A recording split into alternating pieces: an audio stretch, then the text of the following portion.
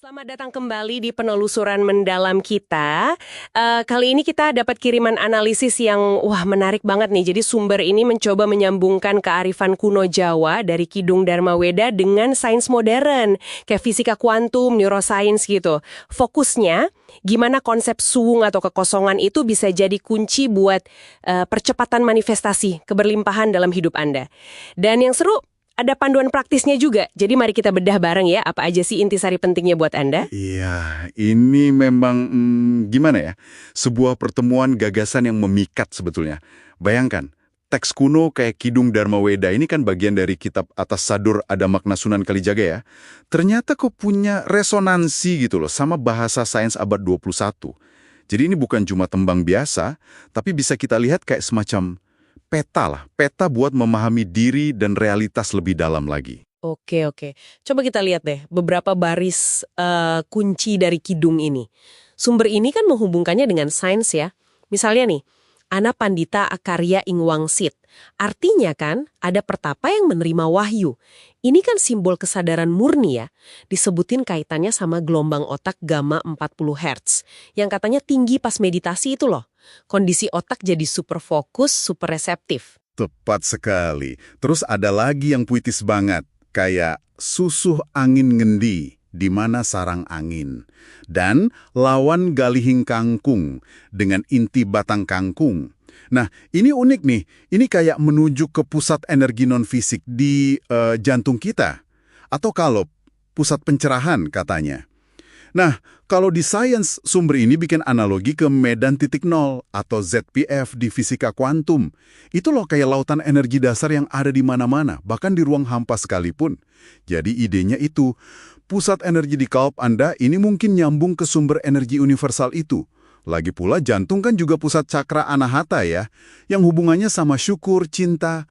Wah, dalam ya. Terus ada lagi isining wuluh wungwang, isi bambu yang kosong. Nah, ini dia representasi suwung itu sendiri kan, kekosongan sebagai wadah penciptaan. Kalau dari neuroscience gimana tuh? Dari sisi neuroscience, kondisi pikiran kosong atau meditatif ini sering banget dihubungkan sama gelombang otak theta yang frekuensinya 4-7 Hz. Itu kondisi rileks tapi tetap waspada, kayak pas kita lagi ngelamun atau setengah tidur gitu. Ternyata, kondisi itu subur banget buat munculnya ide baru, inspirasi. Persis kayak potensi dalam suwung itu. Masuk akal. Dan puncaknya, yang indah banget. Kusuma anjrang ing tawang, bunga mekar di angkasa raya. Ini jelas banget simbol manifestasi, sesuatu yang muncul dari ketiadaan. Fisika kuantum juga punya paralel loh. Partikel virtual itu bisa muncul dan lenyap dari vakum kuantum. Jadi ini mungkin bukan cuma puisi indah, tapi cerminan cara kerja realitas di level paling dasar. Di mana potensi itu muncul dari kekosongan kalau ada pemicunya. Mungkin niat Anda dalam suwung itu pemicunya.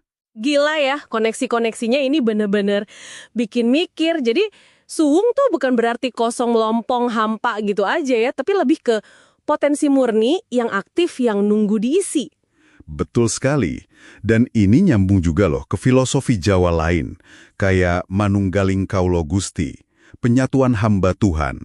Atau gagasan mikro-makro kosmos yang ada di kalimat Wekasane langit jaladri, ujungnya langit sama samudra nyatu. Di fisika modern kan ada prinsip holografik fraktal. Idenya itu tiap bagian kecil dari sistem itu bisa mengandung informasi tentang keseluruhannya. Mirip pandangan bahwa diri kita, kaula, itu cerminan semesta, Gusti kan? Iya, bener juga. Menarik banget sih ini, menghubungkan kearifan lama sama sains modern kayak gini. Tapi ada risiko nggak sih kita jadi terlalu menyederhanakan? Atau malah maksa gitu mencocokkan metafora spiritual sama sains yang presisi? Itu pertanyaan bagus banget. Tentu aja, ini lebih ke analogi yang inspiratif ya, bukan pembuktian ilmiah yang kaku banget. Tujuannya, kayak yang ditekankan di sumber Anda itu, lebih buat bangun jembatan pemahaman aja.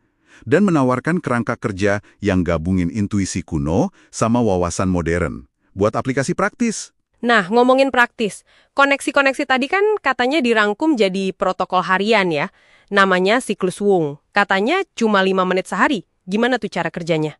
Intinya sih ada 6 langkah berurutan. Cukup simpel kok. Pertama, diam suwung. 1 menit aja. Cukup duduk tenang, bayangin diri Anda jadi ruang kosong, buat ngeriset keramaian pikiran gitu. Kedua, mindfulness jangkar. Ini dilakukan selama prosesnya. Fokus ke napas sama sensasi kaki napak ke lantai, biar tetap di sini saat ini. Oke, jadi kosongkan dulu, terus grounding ya. Lalu? Ketiga, ritual maaf syukur. 1 menit juga. Ini kayak versi ringkasnya Ho'oponopono dari Hawaii itu loh. Intinya bersih-bersih batin. Ambil tanggung jawab, maafin, bersyukur. Biar beban emosi negatif yang ngeblok itu lepas. Keempat, nah ini unik. Lompat vibrasi, 1 menit. Beneran gerak fisik kayak lompat-lompat sambil teriak afirmasi positif. Tujuannya buat nguncang energi yang mandek, biar semangatnya naik instan. Wah, seru juga ya kedengarannya. Energik gitu. Terus langkah kelima sama keenamnya? Kelima, bayang rasa. 1 menit. Ini bukan cuma bayangin impian, tapi beneran dirasain sensasinya di badan. Misalnya, rasa hangat di dada atau perut pas bayangin tujuan tercapai. Ini kayak memprogram ulang otak sama tubuh ke frekuensi tujuan itu. Terakhir keenam, aksi mikro. 1 menit lagi. Lakuin satu aja tindakan kecil yang nyata, yang searah sama impian Anda. Ini kayak ngasih sinyal kesiapan ke semesta. Bahwa Anda serius nih. Jadi urutannya logis banget ya. Kosongkan dulu, terus bersihkan, naikin energinya, program ulang, terakhir aksi nyata. Dan tiap langkah ada alasannya ya. Dari riset pikiran sampai aktivasi sensasi tubuh. Betul. Ini semacam upaya nerjemahin filosofi yang dalang, jadi rutinitas yang, ya, sederhana lah. Sumber ini juga nyebutin ada tanda-tanda keberhasilan yang bisa Anda amati sendiri seiring waktu kalau dipraktekkan. Oke, jadi kalau kita simpulkan dari penelusuran kita ini ya, kearifan kuno kayak Kidung Dharma Weda itu ternyata nawarin peta jalan potensi diri. Dan yang bikin kaget, peta itu kok ya punya resonansi kuat sama pemahaman ilmiah kita sekarang. Terus siklus suwung ini jadi upaya praktisnya gitu ya, buat jalan di peta itu. Nah, ini ninggalin satu pertanyaan penting nih buat Anda renungkan. Terinspirasi dari ajaran Dewa Ruci lah kalau di pewayangan. Kalau suwung atau kekosongan itu ternyata bukan ketiadaan, tapi potensi murni yang nunggu diaktifkan sama niat sadar Anda. Kira-kira potensi terbesar apa ya di dalam diri Anda yang sekarang ini mungkin masih tertidur di kekosongan itu? Yang lagi nunggu Anda panggil, biar mekar seperti bunga di angkasa. Coba deh Anda rasakan sendiri jawabannya.